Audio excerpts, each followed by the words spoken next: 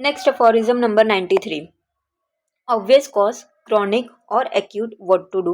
Cause which the patient or his friends do not confess, such as attempted suicide, onanism, indulgence in unnatural debauchery, excess in the wine, unfortunate love, jealousy, worry, grief, or account of some family misfortune, injured pride, embarrassment, fear, imperfection in private parts, etc. In such cases, physician should skillfully frame his question. So basically, aphorism number 93 में हमें doctor Hahnemann ने क्या पता करने के लिए कहा है? Obvious cause. ऑब्वियसली कोई भी डिजीज का कॉज हो तो उसका कोई ना कोई रीजन होगा, कोई ना कोई कॉज होगा. तो हमें उस कॉज, उस ऑब्वियस कॉज, उस रूट और उस रीजन को पता करने के लिए कहा गया है. वेदर वो एक्यूट केस का हो या फिर क्रॉनिक केस का हो, उस केस में हमें ऑब्वियस कॉज पता करना है. कुछ ऐसे पर्सनल रीजन होते हैं, कुछ ऐसे पर्सनल प्रॉब्लम होती है जो हम हर किसी से शेयर नहीं करते हैं. ऑब्वियसली डॉक्टर भी हमारा कोई क्लोज नहीं होता है कि हम उससे फर्स्ट टाइम की मीटिंग पे ही हर चीज़ अपनी पर्सनल डिटेल शेयर कर दे. तो कुछ ऐसे पेशेंट होते हैं जो अपना कुछ उनका अलग कॉज होता है, कुछ ऑब्वियस कॉज होता है जो पेशेंट से डॉक्टर से शेयर नहीं करते हैं. तो यही अफोरिज्म नंबर 93 में बताया गया है डॉक्टर हैनमन ने कि अगर कोई ऑब्वियस कॉज है, कुछ अलग कॉज है जो पेशेंट या फिर उसके फैमिली मेम्बर्स या फिर उसके अटेंडेंट्स जो भी उसके साथ आए हैं, पेशेंट के साथ जो फ्रेंड्स आए हैं वो हमसे शेयर नहीं कर रहे हैं, वो हमसे कन्फेस नहीं कर रहे हैं, तो उस ऑब्वियस कॉज को हमें स्किलफुली फ्रेम करना है, क्वेश्चन को आस्क करना है, पूछना है और उसे हम एज अ ट्रीटमेंट में एज अ हमारे केस टेकिंग में इम्पोर्टेंट देना है. तो हमें स्किलफुली उस क्वेश्चन को फ्रेम करना है. ऑब्वियसली हम कैसे फ्रेम करेंगे?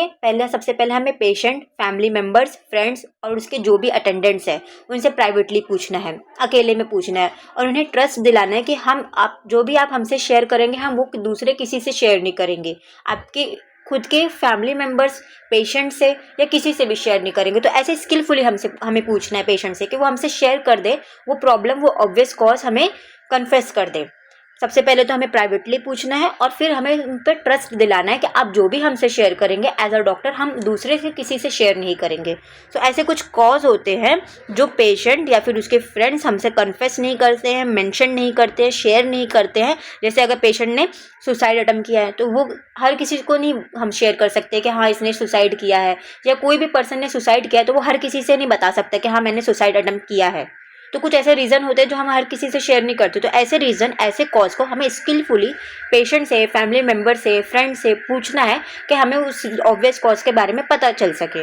ओनानिज्म जैसे मास्टरबेशन की प्रॉब्लम है. इंडल्जेंस इन अननेचुरल डिबॉचरी मतलब पेशेंट बहुत ज़्यादा अल्कोहलिक है, बहुत ज़्यादा वाइन पीता है तो वो अपने वाइफ के सामने नहीं बता पा रहा है, बच्चों के सामने नहीं बता रहा है, तो हम उससे प्राइवेटली पूछेंगे, ट्रस्ट दिलाएंगे, फिर वो हमसे शेयर करेगा, कन्फेस करेगा. तो हमें इसे स्किलफुली इस प्रॉब्लम से हमें इस कॉज को पता करना है. अनफॉर्चुनेट लव या उसे फेलियर ऑफ लव हुआ है, जेलेसी है, वरी है, कोई उसकी प्रॉब्लम है, सैड है, ग्रीफ है, कुछ ऐसे फैमिली मिसफॉर्च्यून है, फैमिली प्रॉब्लम है, इंजर्ड प्राइड है, एम्बैरेसमेंट, कुछ ऐसी चीज़ें उसके साथ हो चुकी है पास्ट में जो उसको लेकर उसको दिमाग में अभी भी चल रहा है, वो अभी भी उसमें ही सोच रहा है, एम्बैरस फील कर रहा है, उसको किसी चीज़ से डर लगता है, वो उससे शाय होता है कि मैं अगर किसी से ये शेयर करूँगा कि मुझे इस चीज़ से डर है तो लोग मुझ पर हंसेंगे या फिर लोग मेरा मजाक उड़ाएंगे. तो ऐसे हमें पेशेंट को ट्रस्ट दिलाना है कि आप हमसे शेयर करो. हम उसे स्किलफुली पेशेंट से ऐसे क्वेश्चन को फ्रेम करना है कि वो हमसे शेयर कर ले, कन्फेस कर ले, मेंशन कर दे ऐसे ऑब्वियस कॉज को,